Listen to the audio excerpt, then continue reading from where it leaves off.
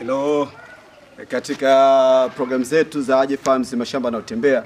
Mimi naitwa Dr. Mdashiru Ibrahim na leo natambulisha rasmi program zetu kuhakikisha kwamba unapata taarifa. Katika programu hii ya mashamba na utembea, tunalenga kuwafikia wakulima kokote nchini, kwa kijiji chochote, kitongoji chochote. Na leo tumesafiri masafa marefu kuwafikia wakulima ndani kabisa ya mkoa wa Geita.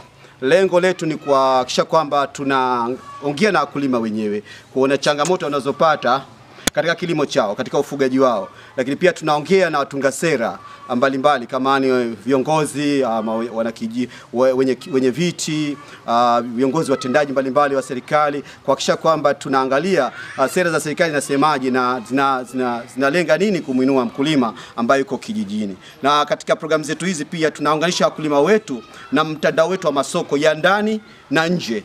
Katika programu zetu tunahakikisha kwamba tunahamasisha watu, kuwaonesha fursa kwamba fursa haziko mijini peke yake. Fursa ziko vijijini. Pale pale ulipo, pale kijijini kwako, kwenye shamba la kurithi, pale pale kuna fursa.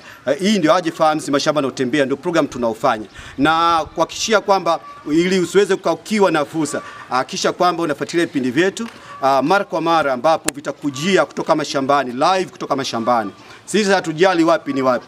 Karibuni tumetoka Manuzi, tumeenda Ganga Bilili, tumetoka Meatu, tumeenda Arusha, tumeenda Kilimanjaro. Kokote pale alipo mkulima, kijijini kabisa kwa ndani, tunaenda tunaongea naye pale shambani. Naamini kwamba utajifunza. Nasi pia tunajifunza kutoka kwa wakulima hawa. Tunakuwa na wataalamu pia, tuna jopo hapa la wataalamu ambapo tunatembea nao kuhakikisha kwamba tunakuletea kile halisia kabisa kwamba kilimo ni uti wa mgongo. Na katika programu zetu hizi usichoke, hakisha kwamba ili upate maarifa, hakisha unaambatana nasi. Wanasema fuata nyuki ule asari. Karibu sana katika programu zetu za Aje Farms mashamba na utembea, na hakisha kwamba una subscribe kwenye account yetu ya YouTube ili kuhakikisha kwamba pale pale nyumbani uliko nafungua simu yako ya kiganjani na kuweza kujisomea na kuona kwa uhalisia namna gani unaweza kujikomboa kupitia kilimo biashara. Mpaka wakati mwingine tunaweza.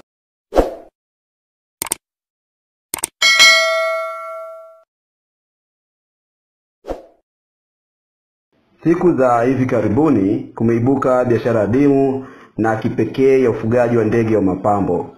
Biashara hii imeanzia nchini Kenya na sasa imeingia nchini Tanzania. Ndege wa mapambo wafugwao ni pamoja na tausi, njiwa, kasuku, bata bukini, bata malad au kwa jina maarufu bata Canary, kuku silk, kuku mwanasesele, kanga pamoja na bata mzinga.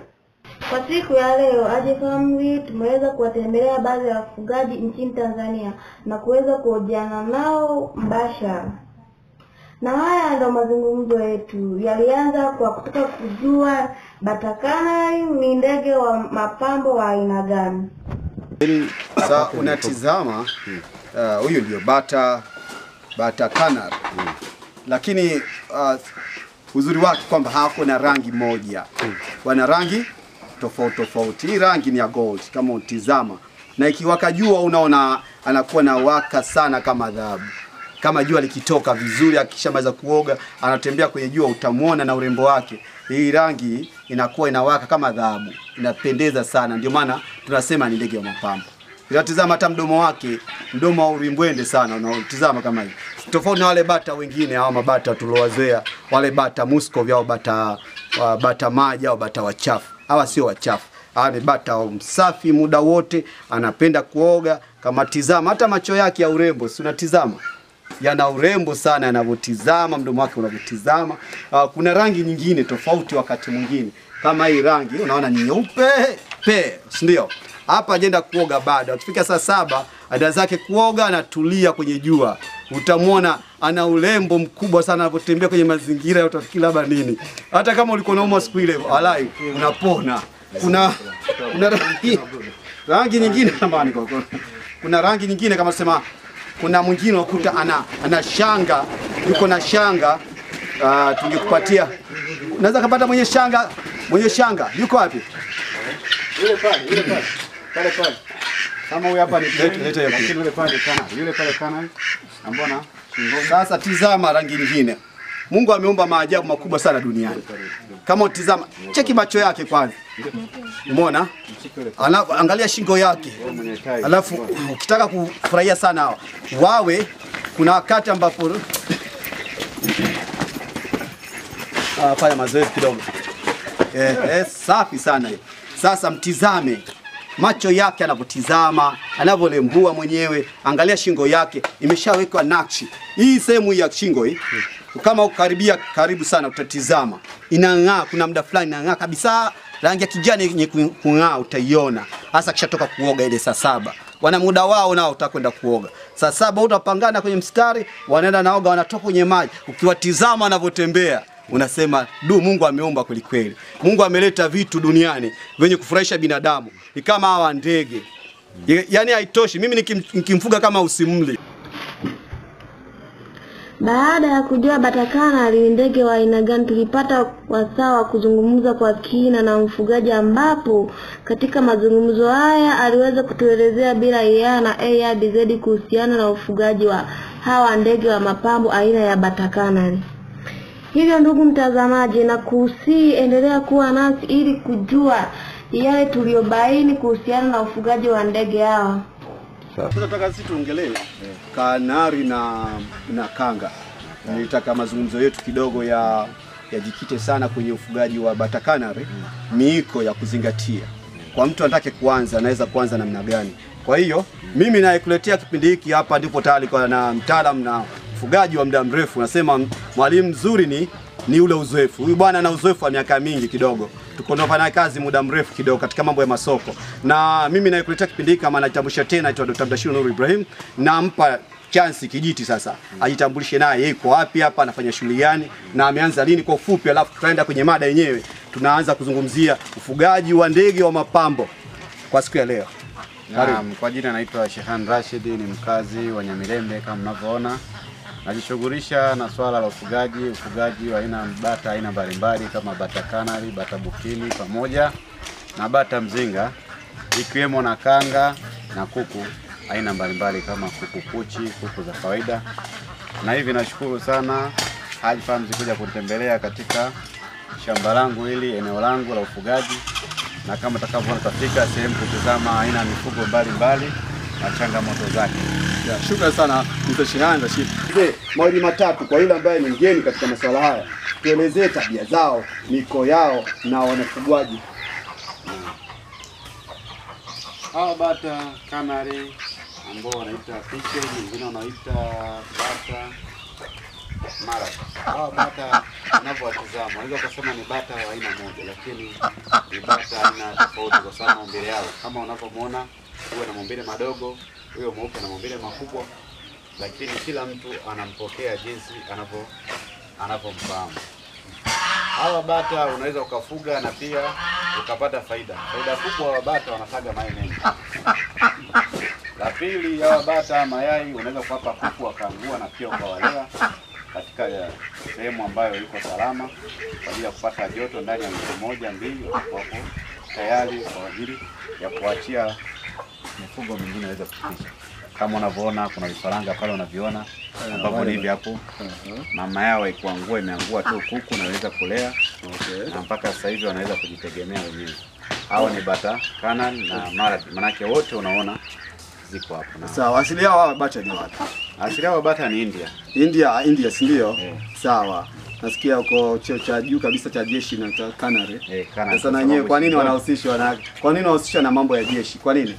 Pengine hawa bata kwa kweli walivyokaa ni kwa sababu ni mapambo. Na pia ukiangalia shingoni unakuta amejikunja kama nembo ya Canary. Kwa shingoni kuna alama fulani ambayo inaonyesha kama jeshi hivi na kama Canary anapokuwa Canary. Sasa wanatembea kama dume yake anatembea kifua kiko juu. Anatembea kama mwanajeshi. Kama mfano tukiweza kuswaga mmoja hapo tamale. Anatembea shingo iko juu. Sasa hawa bata bwana, kama sema kuna maajabu kidogo. Umezungumzia habari ya mayai. Wanataka mayai mengi. Kwa mwaka anaweza kataga mayai. Kwa kuku kawaida, kuku wa kienyeji anataka mayai 60 mpaka 100. Sasa hawa Bata Canary, hao bata wa kawaida hawa bata Muscovy wanataga mayai nao hawazidi sana mayai 60 hadi 100 kwa mwaka kama anakula vizuri. Hawa wanataga mayai mangapi kwa mwaka kwa wastani? Kwa wastani mpaka mayai 120. Mayai 120. Okay. Kila unavyozidi kumlisha ndivyo anavyozidi kutaga na kila unavyoweza kumwandalia yani kumnyang'anya mayai anaendelea tu kutaga, ni kama kama. Aha. Ili mtu kuwatunza ataka chakula cha namna gani pengine? Chakula chochote hao wanakula, hawana matatizo yoyote, wanahitaji tu maji kuoga. Na pia wanaweza kupata pumba kama mifugo mingine. Kumbe ndio siri ya urembo. Niona pale kuna bwawa ambao naona kabisa kwamba wale bata kwa muda wao wenyewe wanaingia mle wanaoga, si ndio? Ndio maana umetengeneza pale bwawa.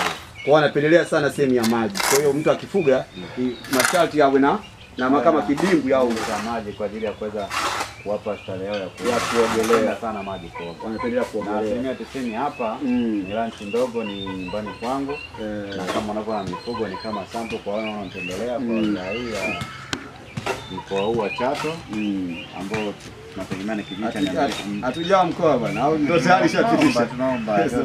Kwa hiyo tunaweza ukaweza watu kupita nyumbani wakaweza kutizama na pia na ranch kubwa iko Geita, na wakaribisheni sana muweze kutembelea, na pia mtaweza kuona kwenye tovuti yenu Ndege Farms kwa na ombeni muweze kufika kwa awamu ya pili tena muweze kunitembelea na kutizama mifugo huko mingi. Hii ni sample tu iko nyumbani kwangu, lakini na zaidi ya 200 na wao bukini zaidi ya 160 mpaka 300 wanafika. Kanga ziko aina zote unazojua wewe ziko hapa. Sawa. Sasa tumepata mawili matatu kuhusiana na tabia yao kupendelea kuogelea kwenye maji na chakula. Unaweza kugusia kidogo kwenye chakula, kwa sababu mimi nataka kulaba kuna mdau, kwa sababu sisi tuko na wadau wengi ambao wanataka kununua hii mifugo, lakini anafikiria nikiwapeleka kule nyumbani labda inabidi niagize chakula kutoka Kenya.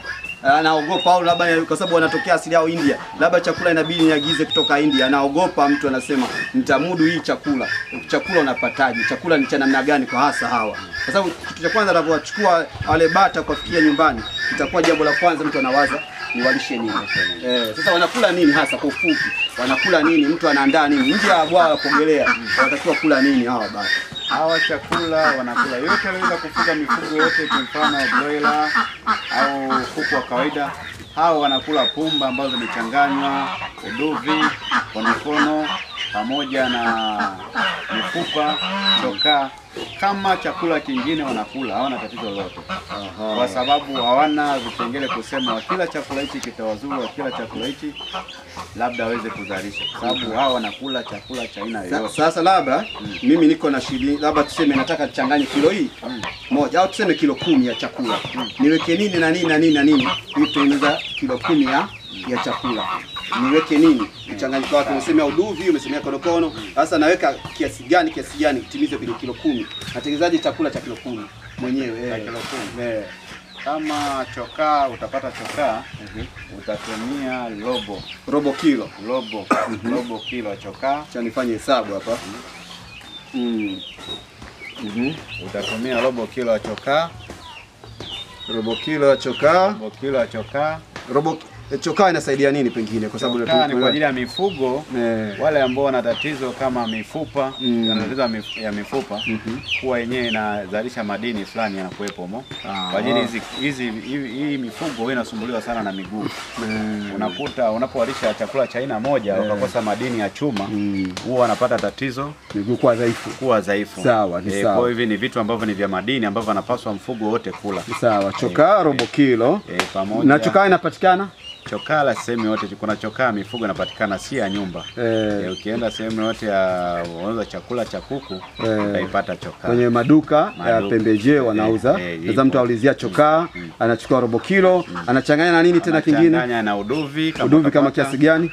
Uduvi ni makadirio kulingana hiyo kilo 10. Si lazima uweke nyingi, kwa sababu kila unapokizidisha ina madhara, huenda kuletea minyoo ama kikazidi kikabezi upande mmoja ya mifugo. Kwa unaweka kama kiasi gani hivi? Kilo 2 labda au kilo 1? Kilo 2, kilo 1 unaweza kuweka. Tuseme labda niweka kilo 1.5, si ndio? Kilo 1.5 unachukua mifupa. Mifupa aina yote, kifanya ng'ombe huwa wanyona kusema wote ukienda utapata mifupa. Kwenye viwanda nimeona tulitembelea kiwanda kimoja Magu kule, wanasaga ile mifupa baada ya kukata nyama, wanasaga ile mifupa unapack kwa ajili ya chakula cha mifugo. Kumbe nayo inanunuliwa pia kwenye maduka. Pia ukishindwa unaweza kufanya wewe. Ukajaribu kukausha mifupa, ukaichanga ile, baadaye ukaweza kusaga. Kwa kilo 10 unaweka kiasi gani mifupa? Yaani makadirio tu kwa sababu chakula ni kukadiria kwa sababu chochote utakachokiona utakiona kimezidi. Kwa hiyo utafanya kadirio labda ni kilo 1 niweke kilo 1. Alafu naweka nini kingine kwa kuwa kuna damu ya ng'ombe. Damu ya ng'ombe. Unaweza kuweka na pia sawa. Robo kilo. Sawa, unaweka mashudu kiasi gani penyewe labda unaweza ukakadiria kidogo sababu ukizidisha pia inazalisha kama kilo 1 sawa. Na pumba labda pumba ya mahindi. Pumba ya mahindi itabidi uchukue debe 2 kwa sababu hicho kiwango utachukua ni kikubwa, debe 2 ambazo sio ni pumba yenyewe halisi. Unachukua tu debe 2 sasa kuchanganyia mchanganyiko. Sawa, ili tuweze kilo 10 kama debe 2 unazungumzia kama kilo ngapi? Debe 2 kilo 20 kama itakuwa ni pumba. Kwa kilo 20 za mahindi, pumba ya mahindi na changanya na huo mchanganyiko uliotajia. Na pengine kwa mtazamaji ambaye pengine angehitaji msaada zaidi kuhusiana na habari ya kupata hivi vyakula, tutahakikisha kwamba tunakuunganisha na wale wauzaji wa damu ya ng'ombe iliyokaushwa, mifupa iliyosagwa kama au duvi. Hakikisha kwamba unaweza kutufuatilia zaidi. Namba za simu nzuri zinapita hapo. Pengine ungehitaji kupata hivi vitu kwa bei nafuu kidogo au bei ya jumla, tunaweza kuunganisha na wale wadau wanaozalisha hivi vyakula vya mifugo.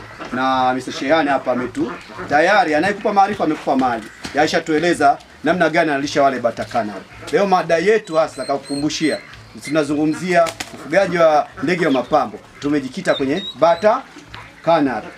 Na kweli kama unavyotizama, ukitengeneza garden yako nyumbani, ukawaweka pale wakawa wanatembea, ni faraja tosha. Yaani wewe mwenyewe kukaa pale jioni na kunywa kahawa ama chai ama unazungumza na wageni wako, wale ndege wanapita, ni faraja tosha kabisa. Mimi ni shuhuda, nimetembelea kwa Mr. Shehani, mazingira yanavutia sana kwa sababu ya hawa ndege. Kwa hiyo wale ambao wanafikiria kwamba unajua hawa ndege pamoja na kwamba ni kitoweo, lakini pia ni mapambo, na ndio maana hasa unasikia bei yake. Kawaida sisi mashambani kwetu ukifika Haji Farms, ndege huyu atumuzi chini ya 200,000. Ndege mmoja atumuzi chini ya 200,000. Sasa tizama, labda pengine unaona kwamba ni fursa kwa sababu huyu ndege amebeba bei kubwa kwa sababu ya ni mapambo, ni kitoweo. Pia sio atuzalishi sisi hapa, wanatoka nje kama asili yao India. Kwa hiyo wameletwa mpaka kufika huku, wameandaliwa hivi tayari. Kuna gharama kubwa sana imetumika. Kwa hiyo ana bei ndege, na hii ni fursa kwa mtu sema anaweza kaanza nyumbani. Akaanza na ndege wangapi? Labda hata wawili. Kuna mmoja jike wawili hapo anaweza kupata kuzalisha kwa haraka zaidi. Kwa haraka zaidi akazalisha na akaanza kufuga akawa kama Mr. Shehani, na mwenyewe tena akaingia kwenye masoko. Kwa sababu sisi Haji Farms lengo ni kumuunganisha ule mzalishaji na mnunuaji na kuwafungua watu fikra kwamba hichi kitu kinawezekana hata kwenye mazingira yako pale nyumbani. Otherwise, labda kuna mambo mengine labda ungetaka kuuliza kuhusiana na bata Canary. Na wewe najua nyinyi kina mama mnataka pia kuingia katika ufugaji, na kuna wadada wengi sana mazavyuo yuko nyumbani kabisa kwa utulivu, kwa sababu hapa nafikiri hamna jasho. Ndio sio kama shika jembe au kuna, nafikiri ungetaka sasa kuambia labda wadada wengine au kuambia wanawake wengine kuhusiana na habari hizi za ufugaji. Sasa wewe unataka kujua nini kuhusiana na habari? Utamgunduaje bata huyu ana mapungufu ya madini fulani? Labda naumwa na hawa bata muda wote huwa wanapenda, unaona tu wanapenda kuchangamka, kukimbizana fulani, lakini utakapomgundua huo sana nimezungumzia wanapokosekana madini, bata anakuwa ni mlemavu. Lakini hawa bata sio kushika malazi kama mifugo mingine. Labda ni chanjo gani labda unawapatia au dawa gani unawapatia ili? Chanjo ni ya kawaida yote ya mifugo yote ambayo ikifikia muda wa chanjo unaweka chanjo kama kawaida. Kulingana, kuna chanjo ya miezi 3, kuna chanjo ya kwanza ya vifaranga kwa muda unapoanza wiki moja, unapoweza wiki moja mara 3, baadaye unaenda miezi 3. Dawa gani inatumika? Hasa anatumia dawa ya tone ambao watu wanaitumia kama inaitwa Na 31. Kwa hiyo mazingira inapatikana hapa. 31 inapatikana duka lolote la pembejeo. La mifugo unaweza kupata dawa hiyo. Sasa awamu ya kwanza vifaranga unawapa kwa tone unawapa baada ya wiki moja siku 4. Yaani baada ya wiki moja mara 4. Kwa mfano kifaranga kiwa mdogo utampatiaje labda joto na chakula gani labda utampatia huyo? Kifaranga mdogo umeshatolewa leo huwa tunawanyang'anya, tunaweka kwenye boksi ama kwenye chumba ambacho tukaliona box kama liko. Boksi nitakuonyesheni liko hapo nje ambalo unaweza kufugia hiyo vifaranga na kuvipa joto. Tukaangalia. Ni chakula gani hapo unampatia kifaranga kiwa mdogo? Kifaranga unaweza kuchanganya chakula chako mwenyewe kama una uwezo wa kwenda kununua kilichochanganywa, ukachanganya mahindi kidogo, ukachanganya mchele kidogo, ukachanganya vumbi ya dagaa. Mahindi yaliyokobolewa au mahindi mazima? Mahindi yaliyokobolewa, mahindi ambayo wewe mwenyewe utayatwanga, utachukua mazima utayatwanga kuwa yawe cheche madogo kwa ajili ya vifaranga. Kuchanganya ili kupata chakula ambacho kilicho bora kwa kulinda mwili. Na vifaranga labda kuanzia miezi 4 anatakiwa kula chakula gani? Mara ya kwanza hawa Canary wanahitaji sana maji. Ni bata kama bata wengine, lakini unatakiwa kwenye chakula chao usiweze kuwanyima maji. Unapoweka chakula lazima na maji yawe karibu. Sababu lazima hakikisha tu chakula chako kiwe ambacho ni laini, ambacho anaweza kifaranga kama bata kuweza kula. Kwa mfano kama mimi nataka na ufugaji wa bata. Nitapata labda maeneo gani kama hakuna eneo jingine tofauti na hapa? Wanapatikana nitatoka hapa hadi niende India. Labda kwa urahisi kuhusiana na swali hilo. Aje Farms tuko kwa ajili ya kuhakikisha kwamba mwenye uhitaji wa vifaranga, uhitaji wa bata, uhitaji namna gani ya kupata vyakula, Aje Farms hasa ndio kazi yetu kubwa ambayo tutafanya. Tutakulink na mashamba yetu ama wakulima ambao tayari tuko nao kama mmoja wako sheani ama wakulima wengine. Kwa hiyo kwa mtu ambaye pengine anajiuliza na wapata wapi vifaranga wa bata Canary, namba ya simu nzuri inapita hapa kwenye screen, au naweza kuitaja ni namba ya simu 0757 757 968. Ndio tusema mtaka cha uvunguni sharti cha Aina, au fata nyuki ule asali. Tufuatilie sisi, utapata kuona fursa nyingi sana kama ile anavyosema mwenzangu. Namna gani utapata vifaranga? Ni nyepesi sana, ukipiga tu simu mara moja utahudumiwa na kuangalia unapataje vifaranga au bata kubwa. Unataka kuanzia labda bata kubwa, utaweza kupata kwa namba za simu zinazopita.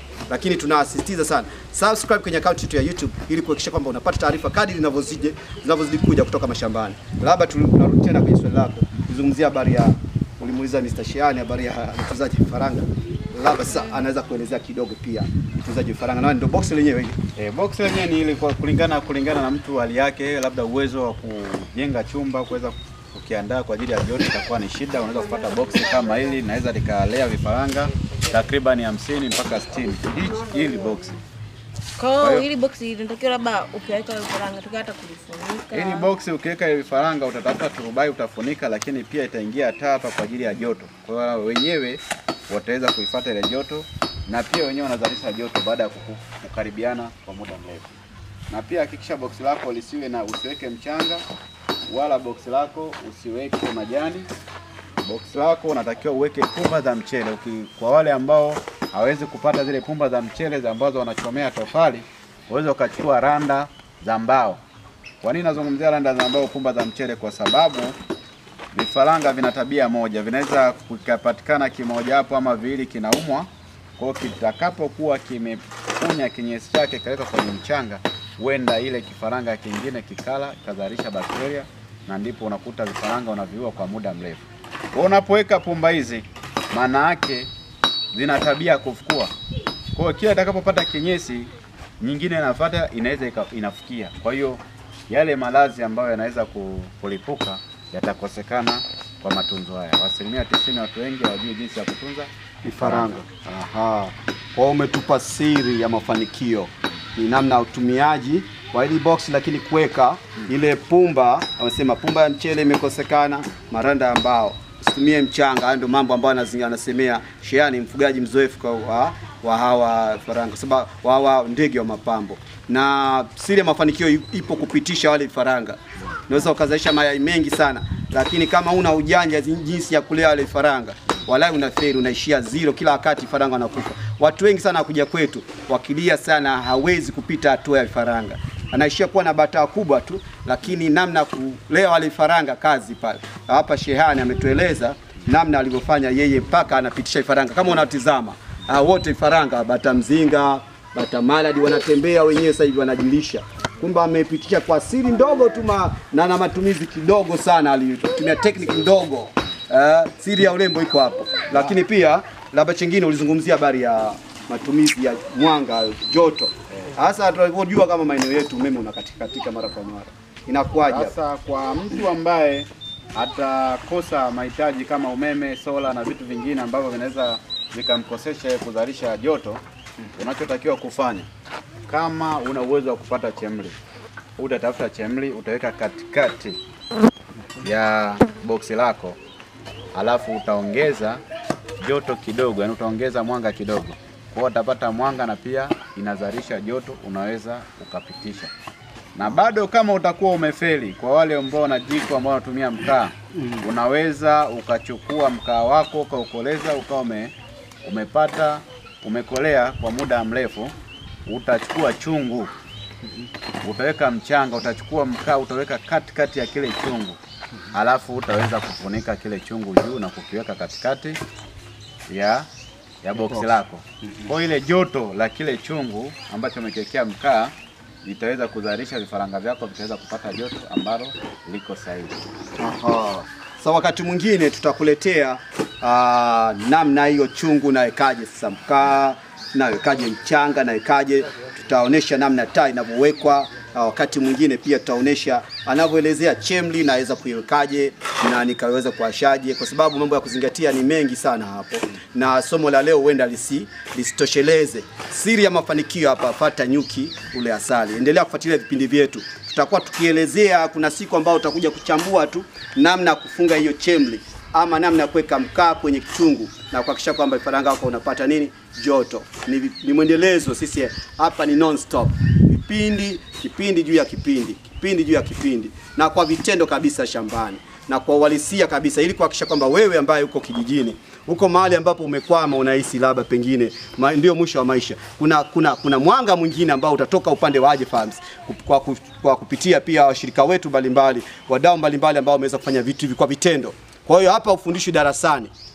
Hapa unafundishwa shamba darasa, au sio nadharia, hapa ni vitendo. Na pengine wakati tunamalizia kipindi chetu cha ufugaji wa bata Canary, na tumefurahia sana bata Canary kwa sababu tumeona ni fursa kubwa na kumbe inawezekana, na tumeona kuanzia wakubwa mpaka wadogo ulivyoweza kumudu. Labda ungeweza kuambia nini watu ambao wanatamani kufanya ufugaji wa bata Canary? Maneno kwa uchache sana, pengine ungependa kuambia nini? Ningependa kufahamu labda utamgunduaje bata kama anataka kutaga? Dalili ya kutaka kutaga. Naam, dalili ya kutaka kutaga kwa sababu wao wana kipindi, kwa sababu mwaka mzima hawezi kupitisha bila kutaga zaidi ya mara 3 mpaka mara 4 jinsi utakavyoweza kumlisha. Ni kama bata mwingine, kwa sababu yeye mwenyewe anatafuta kama mifugo mingine. Utamuona tu wakati anapofikia kutaga anatafuta sehemu ya kuweza kutaga, kwa sababu huwezi kumjua kwa tabia, bali yuko kama mifugo ya bata za kawaida. Na kwa mfano kifaranga akiwa bado mdogo utamgunduaje kama huyu kifaranga ni Canary ama bata kifaranga cha kawaida? Kifaranga ni dume au jike. Yeye maumbile yao hivi vifaranga wanajulikana kwa sababu kifaranga cha dume kitakuwa ni kikubwa, utembeaji wake utakuwa umesimama juu kama alivyoitwa Canary, kama jeshi. Kwa hiyo jike atakuwa yuko chini, na maumbile yake pia yatakuwa ni madogo, na huyo atakuwa maumbile yake ni makubwa. Ndivyo utakavyotambua. Labda tuweke mfano kuweza kukuonyesha. Waishenda mbali, kama wako mbali basi tuna sababu ya muda wetu tulionao. Lakini mimi nimemuelewa vizuri, nafikiri kwa faida pia mtazamaji, ni kwamba wakiwa wadogo kama alivyouliza Jessica hapa, anataka kujua naenda kununua vifaranga sasa, nataka kuanza, nisije kapigwa nikapewa madume tu peke yake. Najuaje ili jike ili hapa dume? si ndio? Sio kaja kuingizwa ndio kwenye maumbile unakuta dume ni kubwa kwa na maumbile na jike na umetueleza vizuri kwamba dume atatembea kama Canary. Shingo yake ameinua muda wote kama anataka kupambana kupigana. Na anakuwa na umbile kubwa tofauti na jike. Ndio umemuelewa vizuri. Na lakini pia sisi ukija kwetu tutakuhakikisha kwamba unapata wale ndege unaohitaji wewe. Kama jike utapata majike kabisa. Kwa sababu tuna nafasi baada ya kuuzia hao ndege tutakufuatilia mpaka kule shambani kwako na kusaidia kupa maarifa pale pale nyumbani kwako baada ya kununua. Na kama kutajitokeza tatizo tuko nawe kuanzia hatua ya mwanzo unazalisha mpaka masoko. Kwa hiyo usiwe na hofu. Madam uko na Haji Farms, uko na mashamba yanayotembea, usiwe na hofu kabisa. Utaweza kupata huo msaada kuhakikisha kwamba unapata mbegu nzuri, mbegu ambayo ina uhakika, utunzaji wake, msaada wote mpaka masoko. Otherwise labda kwa kutoka kwa Shehani pengine tunaaga sawa watazamaji wetu. Pengine kuna maneno machache sana kama dakika kama sekunde 3 hivi ya kuambia wadau ambao wako mtaani wanafikiria kufuga kama hivi kama wewe lakini hajui hata yani kuna maneno machache sana kuambia wakati tunamalizia kipindi. Ndugu mtazamaji, nashukuru kwa kuweza kuniandalia kipindi hichi. Nachoomba wadau, watazamaji, wasikilizaji waweza kupata faida ya ufugaji. Huwa naombeni jamani msiwe na hofu juu ya ufugaji kwa sababu kuna mwingine anaweza akahofia kuwa nikifuga huyu mfugo una gharama nitaweza kuuzaje, kama vile wanavyosema Haji Farms anaweza kusupply, anaweza kuchukua na kutafutia soko. Mifugo ina bei kubwa lakini utaona faida pale utakapokuwa umezalisha na kuweza kuingiza kwenye masoko. Tabia na taratibu zipo tumesha kuzizungumza na Haji Farms ataweza kukuelekeza taratibu yaweza kuzalishaji na uzaji juu ya masoko na atakuwa na kutembelea mara kwa mara. Lakini mwanzo siku zote huwa ni mgumu lakini ukipenda kitu lazima utafaulu. Shukrani sana. Ukipenda kitu lazima utafaulu. Yaani moyo wako wanasema penye nia pako na njia. Penye nia pana njia. Ndio anachotuambia Mr. Shehani. Yeye amethubutu, amefanya na kitu amekipenda. Mpaka sasa hivi kwenye ujenzi. Mambo haya kama asingekuwa namlipa, asingekuwa anazidi kuwekeza.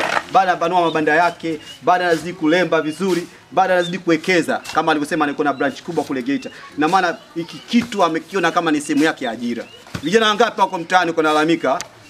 Vijana wangapi wameza chuo yuko na simu ya 700,000, 800,000, milioni 1. Yuko nayo tu, anatembea na simu tu muda wote, simu ya bei kubwa. Kumbe angekuja hapa akanua Canary, Bata Canary, akaanzisha tu shamba lake pale nyumbani na akaweza kufuga tu, kafuga tu hapo, ukaanza kupiga pesa pale pale nyumbani. Kuliko subiri sasa serikali sitatoa ajira mwaka gani? Ajira unaweza kusubiri miaka yote mpaka unazeeka. Lakini kumbe kuna fursa ambayo unaweza kuwa nayo. Hii ni mifano halisi ambayo tunakuletea Haji Farms shamba linalotembea. Kwa kwamba usibweteke pale ulipo. Ona fursa. Toa pazia mbele yako uone kwamba inawezekana kufanya kama Shehani alifanya. Sasa nimemtengeza ajira. Hapa ajira kwa vijana wengi tunaona kuna watu wengine waajiri na watu wako wanafanya kazi. Tayari hiyo ni fursa kubwa sana. Sisi wenyewe Haji Farms ni mashuhuda kwamba kilimo na ufugaji kinaweza kumtoa mtu katika hali ya chini kwenda hali ya juu. Asante ndugu mtazamaji wa vipindi vyetu kutoka Haji Farms mashamba yanayotembea. Naamini umejifunza mengi sana na kwa wale wenye maswali au maoni msikose comment chini ya video hii na tutakujibu mara moja. Unaweza pia kutuwhatsapp kwenye namba 0757757968. Na usisahau kusubscribe kwenye account yetu ya YouTube ya Haji Farms mashamba yanayotembea ili kuendelea kupata uhondo wa vipindi vyetu vinavyokujia kutoka mashamba darasa. Kupata nyuki ule asali. Niliyekuletea kipindi hiki ni Jessica Pastori. Hadi kipindi kingine. Asante.